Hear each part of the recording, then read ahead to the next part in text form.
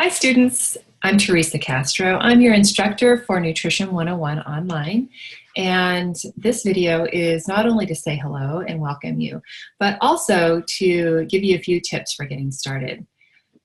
This course, of course, is about fundamental nutrition. So we're going to be looking at and breaking down the science of nutrition, which I think, ends up being one of the more interesting general ed courses that students tend to be taking because it applies to all of us. We're all eating, and also with nutrition being such a forefront in the media these days and research, we're rolling out new information all the time. So it's pretty exciting to be studying it and looking down into what are the real facts to help sort out what the media is kind of slanting for us.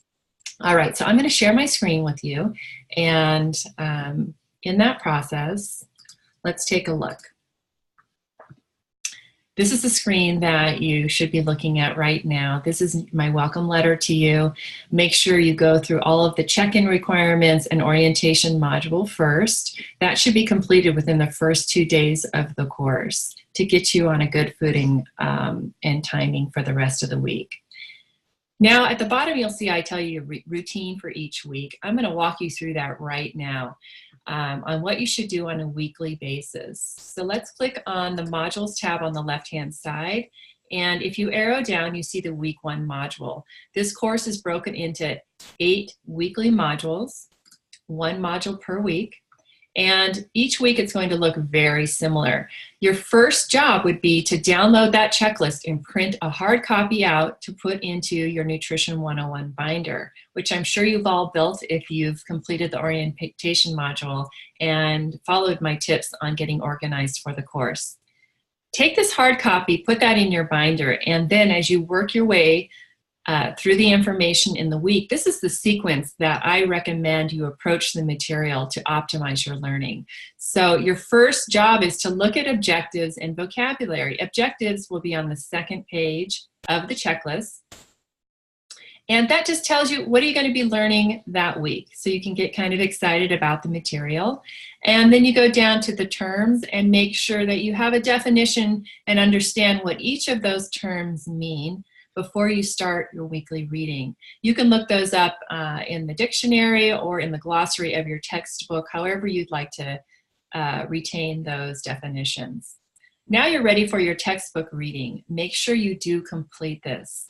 I keep textbooks on reserve in the libraries on both campuses, so if you're a little slow in getting your textbook, you can always go to campus and do the reading there. Next, you'll be ready for the Canvas key points that I've set up for you. Now you want to work your way through the Canvas elements.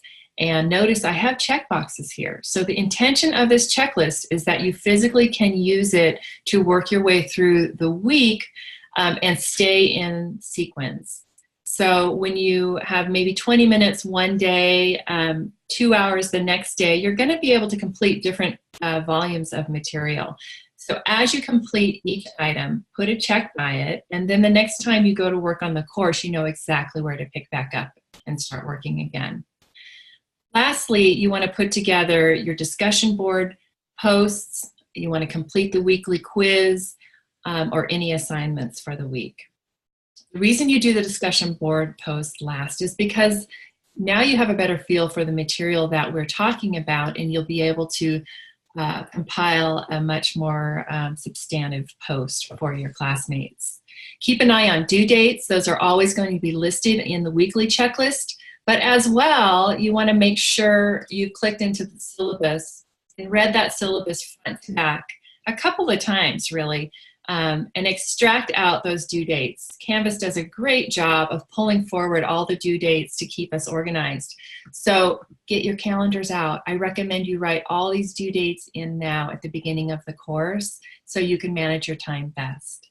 Lastly, I just want to say, make sure you're reaching out. Every time I teach this course, it's a different experience, and mostly because of what the students contribute.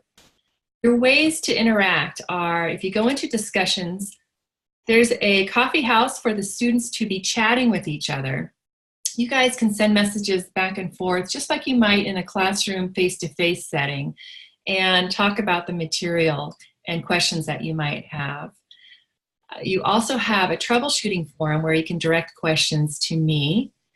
If it's something of a more personal nature, I recommend that you use the inbox feature to message me in Canvas or MSJC email.